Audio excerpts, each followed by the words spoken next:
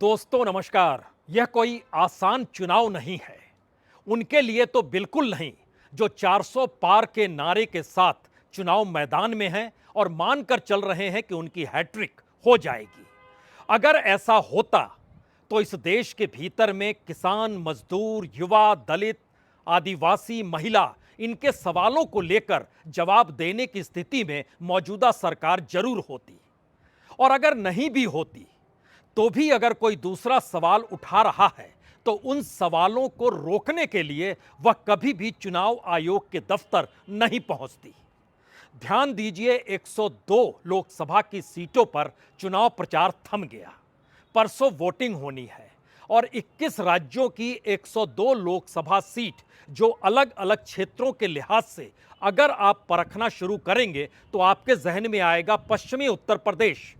वो कौन सा इलाका है? वहां किसानों की रिहाइश सबसे ज्यादा है, जो जाट लैंड के तौर पर है, यानी जाति का राजनीतिक प्रयोग और किसानों की राजनीतिक पृष्ठभूमि के साथ उनकी सक्रियता, दोनों का ऐसे टेस्ट पश्चिमी उत्तर प्रदेश में होना है। महाराष्ट्र के विदर्भ का इलाका, वो किसान और आदिवासी और दलित के अपने राजनीतिक प्रयोग की वजह से जाना जाता है। वह भी अपने तौर पर पहले चरण के चुनाव में सामने निकल कर आएगा। इस देश के भीतर में जो सवाल अलग अलग तबकों के भीतर है, उन तमाम सवालों का जवाब क्या कांग्रेस के मैनिफेस्टो से होते हुए कांग्रेस के न्याय पत्र, जिसे वो गारंटी पत्र के तौर पर कह रहे हैं, अगर वो घर घर बांट रहे हैं तो फिर बीजेपी को पसीने क्यों आ रहे हैं? और सवाल इतना भर नहीं है, इस देश के तमाम चुनाव में पहली बार ऐसा मौका आया है जब सत्ता चुनाव आयोग के दरवाजे पर यह कहने के लिए पहुंची कि दरअसल विपक्ष के सबसे बड़े राजनीतिक दल यानी कांग्रेस, उसका मैनिफेस्टो और उसका जो गारंटी पत्र है, जो न्याय पत्र की शक्ल में है, वो दरअसल वोटरों को घूस दे रहा है। यानी उनको लुभा रहा है कि अगर आप हमें वोट दे देंगे तो जीतने के बाद हम आपको इतना कुछ दे देंगे। और ऐसी स्थिति चुनाव के वक्त को कहीं ना कहीं चुनाव आयोग की नीतियों को खारिज करती है। इसीलिए चुनाव आयोग को ना सिर्फ सक्रिय होना चाहिए बल्कि आपराधिक तौर पर ये पूरे कार्यक्रम हो रहे हैं, इसीलिए आपराधिक संहिता के तहत उनके खिलाफ कार्रवाई की शुरुआत चुनाव आयोग को कर देनी चाहिए। तो क्या वाकई कांग्रेस के न्याय पत्र या गारंटी पत्र ने बीजेपी के भीतर बेचैनी पैदा कर दी है? या 400 के नारे के साथ चुनाव मैदान में उतरी इस दौर में मोदी सरकार के सामने सबसे बड़ी मुश्किल यह है कि इस देश का युवा क्या सोचता है, महिला क्या सोचती है, किसान क्या सोचता है, मजदूर क्या सोचता है, और जाति जनगणना के आसरे जिस हक का जिक्र राहुल गांधी देश में कर रहे हैं, उसने क्या वाकई परेशानी पैदा कर दी है? क्योंकि चुनाव आयोग के दफ्तर में बीजेपी का पहुंचना और गारंटी पत्र पर पाबंदी लगाने का निर्देश देना या कहें गुहार लगाना, इन दोनों के बीच मौजूदा राजनीतिक सत्ता खड़ी है। क्योंकि चुनाव आयोग की भूमिका सत्ता के कितने अनुकूल है या कितने पारदर्शी है, यह भी एक सवाल है। लेकिन एक एक परिस्थिति को समझने से पहले हमें लगता है कि आज एक तस्वीर देख लीजिए।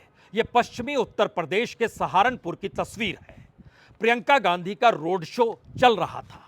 कितनी बड़ी तादाद में लोगों की मौजूदगी, वह प्रियंका गांधी जो चुनाव नहीं लड़ रही है, उनके लिए इस दौर में सड़क पर उमड़ कर आई, ये तस्वीर एक क्षण के लिए पहले देख लीजिए, फिर उन पन्नों को खोला जाएगा। आखिर बीजेपी के सामने परेशानी क्या है, इस देश के 102 सीटों की परिस्थितियां क्या है, और कांग्रेस के गारंटी पत्र में ऐसा क्या है जिसको लेकर सरकार बेचैन हो गई है। लेकिन पहले यह दृश्य।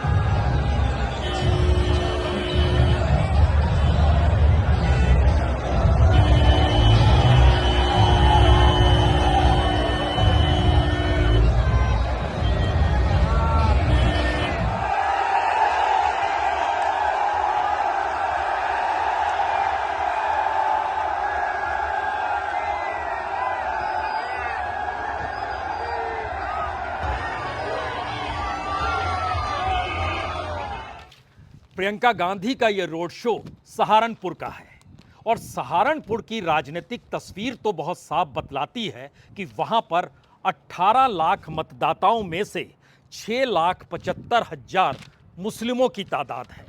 तकरीबन 3 लाख वहां पर दलित हैं। वहां पर गुज्जरों की तादाद तकरीबन 1 लाख है।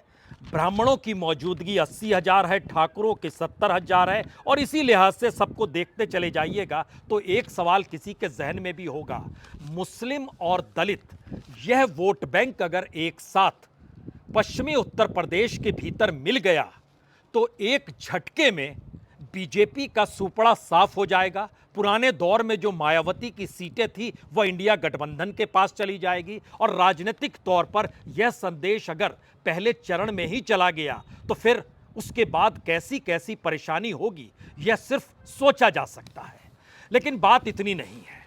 बात यह है कि आखिर चुनाव आयोग जाकर कांग्रेस के गारंटी पत्र पर प्रतिबंध लगाने का जिक्र बीजेपी क्यों कर रही है।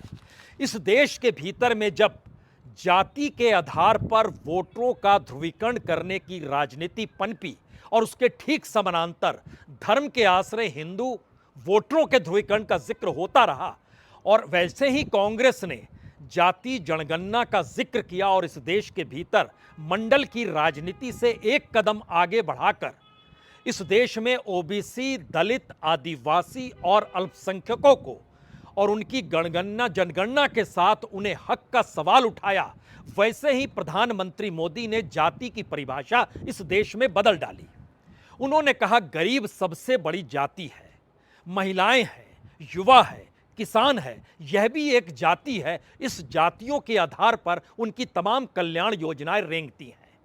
तो एक तरफ प्रधानमंत्री जब यह जिक्र कर रहे थे तब यह सवाल कभी नहीं उठा कि आखिर कांग्रेस के गारंटी कार्ड में ऐसा क्या है। कांग्रेस का गारंटी कार्ड हमें लगता है ये एक नज़र आज मार लेनी चाहिए, क्योंकि अपने तौर पर अगर बीजेपी चुनाव आयोग के दफ्तर पहुंचकर ये साफ कर रही है कि दरअसल इसमें कार्ड जो बांटने वाले कांग्रेस के सदस्य हैं उनके खिलाफ आपराधिक मामला दर्ज कर लिया जाए, यानी इतनी एग्रेसिव है बीजेपी इस दौर में। इतना ही नहीं, उनका कहना है बीजेपी का कि दरअसल ये गारंटी कार्ड जो है चुनावी रिश्वतखोरी और मतदाताओं को प्रलोभन देने के उद्देश्य से गारंटी कार्ड या ऐसी किसी भी सामग्री के प्रकाशन, प्रसार और वितरण से कांग्रेस को चुनाव आयोग तुरंत रोके। इतना ही नहीं जिक्र किया गया है, जो पत्र दिया गया है इस दौर में चुनाव आयोग को, उस पत्र की कॉपी हमारे पास है, उसमें इस बात का जिक्र किया गया है कि इस तरह की पहल मतदाताओं के विश्वास में हेरफेर करने और गारंटी कार्ड को मुफ्त, उदारता और काल्पनिक वादों तक पहुंचाने के लिए वैध साधन के रूप में गलत तरीके से पेश करने के समान है। कोई भी ये सवाल पूछ सकता है कि ऐसा गारंटी कार्ड में क्या है जिसको इस दौर में सरकार ने नहीं आजमाया। सरकार ने तो इस देश के कॉरपोरेट का 16 लाख करोड़ रुपया माफ कर दिया। इस दौर में कौड़ियों के मोल सार्वजनिक उपक्रमों को डिसइन्वेस्टमेंट के नाम पर या प्राइवेटाइजेशन के नाम पर उनके हवाले कर दिया। इस दौर में कितनी बड़ी तादाद में बैंकों से कर्ज लेकर कौन कौन कॉरपोरेट देश छोड़कर भाग गया, सरकार ने उनकी चिंता नहीं की। तो फिर ऐसा इस गारंटी कार्ड में क्या है। यहां पर एक चीज समझ लीजिए, इस देश की जनता गरीब है, उसकी स्थिति आर्थिक तौर पर बड़ी नाजुक है, सामाजिक परिस्थितियों में उसके सामने संकट है। लेकिन जब आप देश की इकोनॉमी को कॉरपोरेट की अर्थव्यवस्था से जोड़कर नीतियों के आश्रय इस देश में लेकर आते हैं, वह सामान्य तौर पर तो किसी भी सरकार की अपनी पॉलिसी हो सकती है, लेकिन जैसे ही आप चुनाव के वक्त इस बात का जिक्र करेंगे तो इस देश में कितने कॉरपोरेट हैं।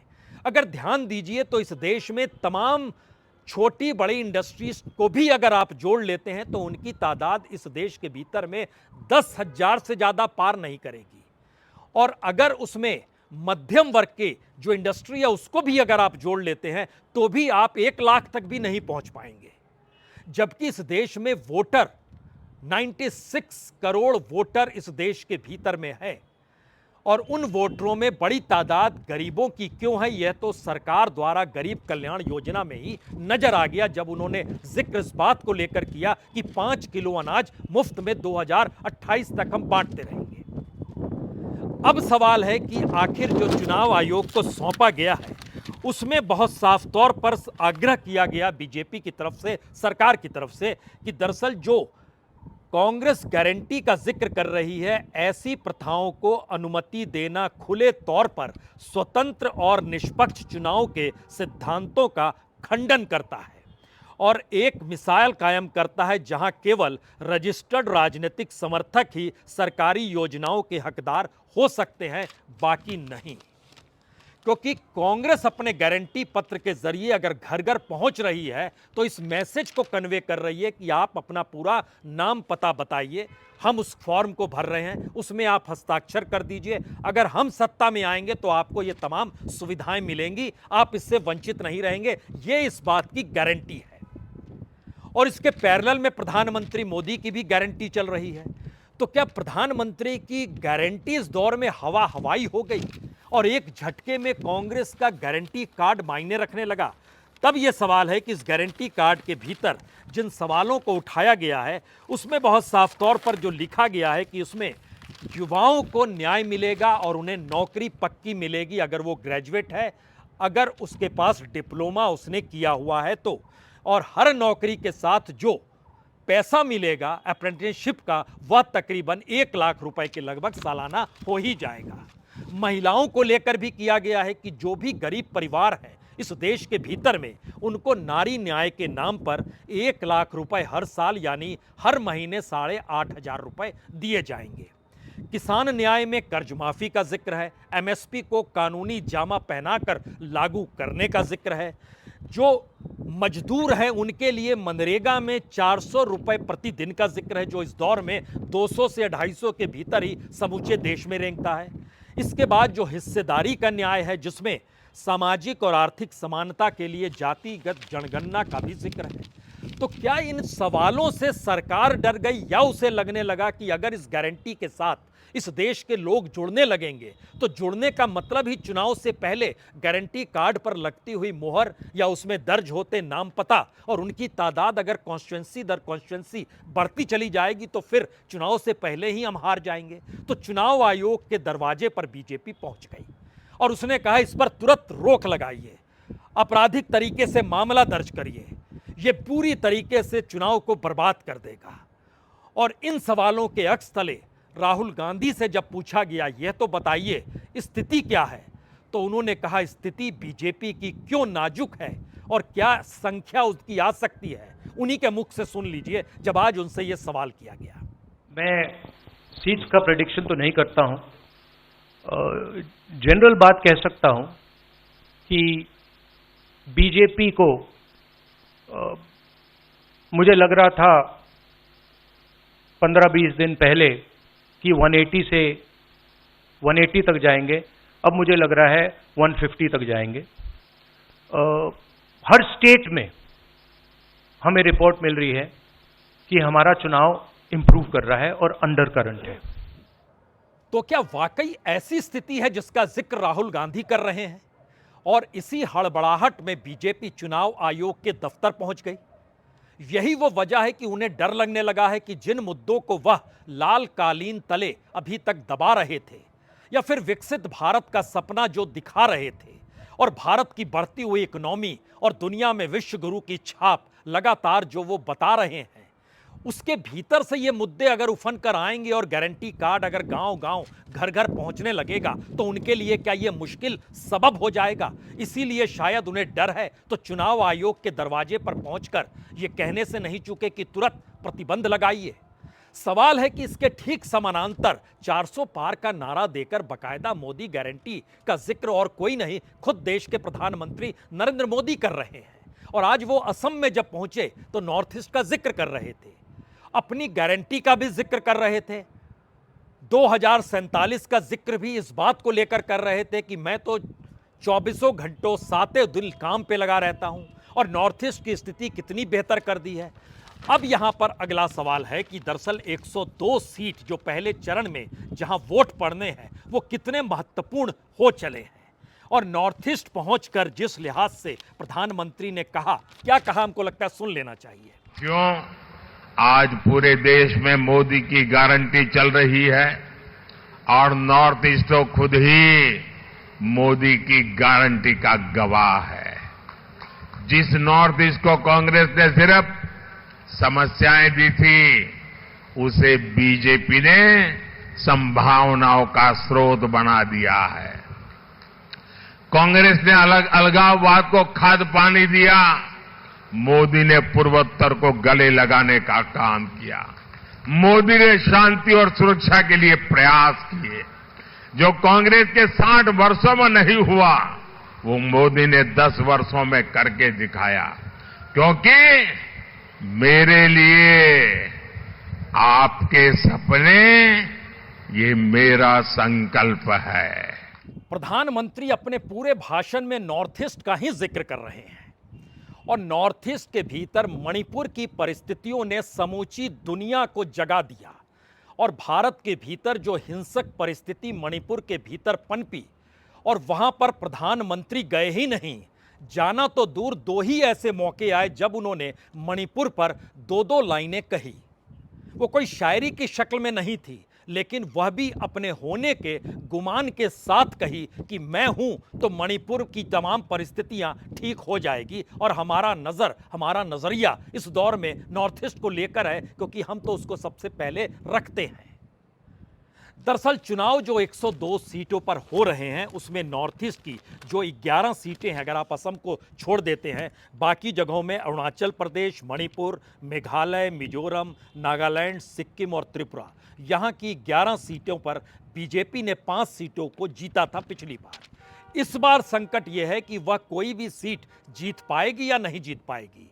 पहले चरण में त्रिपुरा की 1 सीट अगर छोड़ दीजिए तो बाकी 10 सीटों पर यहां चुनाव हो रहे हैं, और ये मुश्किल हालात सिर्फ नॉर्थ ईस्ट के भीतर के नहीं हैं। ये असम की जो 5 सीटें हैं, काजीरंगा, सोनितपुर, लखीमपुर, डिब्रूगढ़ और जोरहाट, जहां पर पहले चरण की वोटिंग होने वाली है, जो बिहार का इलाका है, औरंगाबाद, गया, नवादा, जमुई, या छत्तीसगढ़ का जो बस्तर का इलाका है, या हमें लगता है कि जो मध्य प्रदेश का इलाका है, छिंदवाड़ा, बालाघाट, मंडला, जबलपुर, शहडोल, सीधी, ये दरअसल आदिवासी बेल्ट है। महाराष्ट्र में आप चले जाइएगा तो विदर्भ के इलाके में नागपुर, रामटेक, भंडारा, गढ़चिरौली, चंद्रपुर, यह किसानों और आदिवासियों का इलाका है। और यहाँ पर खास तौर से जब आप नागपुर और उसके इर्द गिर्द का जिक्र करते हैं तो ये कुणबी समाज की प्रमुखता यहाँ पर है, और नागपुर का मतलब आरएसएस का हेडक्वार्टर भी है, और वहाँ पर नितिन गडकरी चुनाव भी लड़ रहे हैं। राजनीतिक तौर पर अगर आप पश्चिम उत्तर प्रदेश को देखें, महाराष्ट्र को देखें, राजस्थान को देखें जहां की 12 सीटों पर वोटिंग होने वाली है, छत्तीसगढ़ के बस्तर को देखें, बिहार को देखें, असम को देखें, तो आपके जहन में कुछ सवाल बहुत साफ तौर पर उभर कर आएंगे। वाकई पहले चरण में पता चल जाएगा जो गारंटी कार्ड है और दूसरी तरफ प्रधानमंत्री की जो गारंटी है, इन 2 परिस्थितियों के बीच में किसान क्या सोचता है, मजदूर क्या सोचता है, युवा बेरोजगार, उसके जहन में कौन से सवाल हैं, और इन परिस्थिति में देश में दलित और आदिवासी और महिलाओं के भीतर भी जो सवाल है, वह भी पहले चरण में 102 सीटों पर वोटिंग के साथ निकलकर सामने आ जाएंगे। तो कहीं ना कहीं इस गारंटी कार्ड के जरिए क्या वाकई कांग्रेस जनता को रिश्वत देने की तैयारी कर रही है और रिश्वतखोरी कर रही है, तो यह तो कानूनी जुर्म है। क्या इस स्थिति में यह मानसिकता आ गई है? तो फिर ऐसे में 400 पार का नारा क्यों लगाया जा रहा है, यह सवाल कोई भी पूछ सकता है। लेकिन इन सवालों के अक्स तले आज यही बात प्रियंका गांधी से पूछी गई जब वो सुल्तानपुर में थी। तो में कितनी सीटें कांग्रेस और गठबंधन इस बार एक्सपेक्ट कर रहा है? मैं प्रभारी रही हूँ, ज्योतिषी नहीं रही हूँ। पार की बात कह रहा है, ज्योतिषी नहीं रही हूँ, मैं प्रभारी रही हूँ। सीटें अच्छी आएंगी, जनता बदलाव चाहती है। मैं राजस्थान गई, उत्तराखंड गई, जनता में कोई रुझान है, थक गए हैं वो, ऐसी राजनीति नहीं चाहते। देख ली उन्होंने 10 सालों से यही घूम घूम के यही बातें हो रही हैं। लेकिन 10 सालों में किसी आम आदमी की, किसी आम महिला की के जीवन में तरक्की नहीं आ रही है, रोजगार नहीं मिल रहे हैं, महंगाई घट नहीं रही है। अब त्योहार का समय है, रामनवमी है, आज त्योहार का समय है, किसी के पास खरीदने के लिए पैसे नहीं है। चाहे कितने भी लोग परिवार में काम कर रहे हों, पूरा ही नहीं हो रहा है। महंगाई इतनी बढ़ चुकी है, बेरोजगारी इतनी बढ़ चुकी है, हद से ज्यादा। अब इन चीजों के बारे में तो मोदी जी बात नहीं करते। मुझे लग रहा है कि जो मोदी जी के इर्द गिर्द लोग हैं, अब तो बताने ही बंद कर दिए, कट गए हैं वो जनता से। हम इतना कह सकते हैं कि अगर इस देश में आज के दिन ऐसा चुनाव हो जिसमें कोई गड़बड़ी नहीं हो, जिसमें ईवीएम में कोई गड़बड़ी नहीं है, तो मैं दावे के साथ कह सकती हूँ ये 180 से ज्यादा सीट नहीं ले सकते, उससे भी कम लेंगे। थैंक यू सो मच दीदी। अब यहां सवाल ईवीएम का तो जरूर है, क्योंकि सुप्रीम कोर्ट में यह मामला पहुंच चुका है और कल सुप्रीम कोर्ट इस पर कोई फैसला भी देगा। यानी 100% वीवीपैट होना चाहिए, 50% वीवीपैट होना चाहिए, या जैसे जिस रूप में चुनाव चल रहा है इसको चलने देना चाहिए। इसमें किसी तरीके की कोई रुकावट ना आए, इस दिशा में इस चुनाव को लेकर सुप्रीम कोर्ट हो सकता है कल फैसला दे दे। लेकिन सवाल यह है कि इस देश के भीतर अगर आम वोटरों में ईवीएम का सवाल है, चुनाव आयोग की भूमिका को लेकर सवाल है, और इस देश की जनता के भीतर अपने अपने मुद्दों को लेकर सरकार को कटघरे में खड़ा करते हुए यह सवाल बड़ा हो चला है कि किसी भी हालत में उनके मुद्दों का जिक्र करने से सरकार बच क्यों रही है, और 2047 का जिक्र कर वो बार बार मौजूदा परिस्थितियों से आंखें बंद क्यों कर रही है।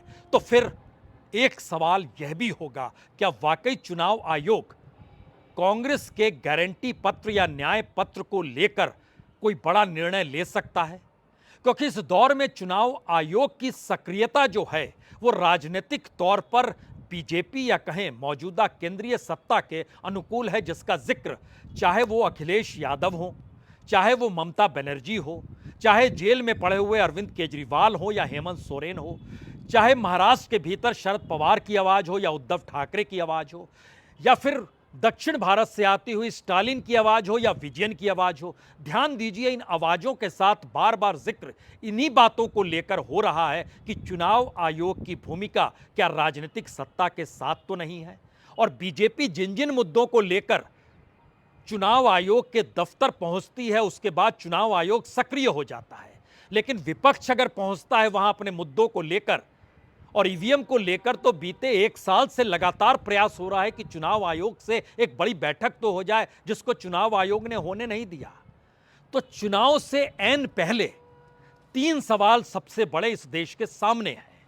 पहला सवाल तो यह है, क्या वाकई किसी पॉलिटिकल पार्टी के चुनावी मैनिफेस्टो या उस चुनावी मैनिफेस्टो से बने गारंटी कार्ड पर प्रतिबंध चुनाव आयोग लगा सकता है?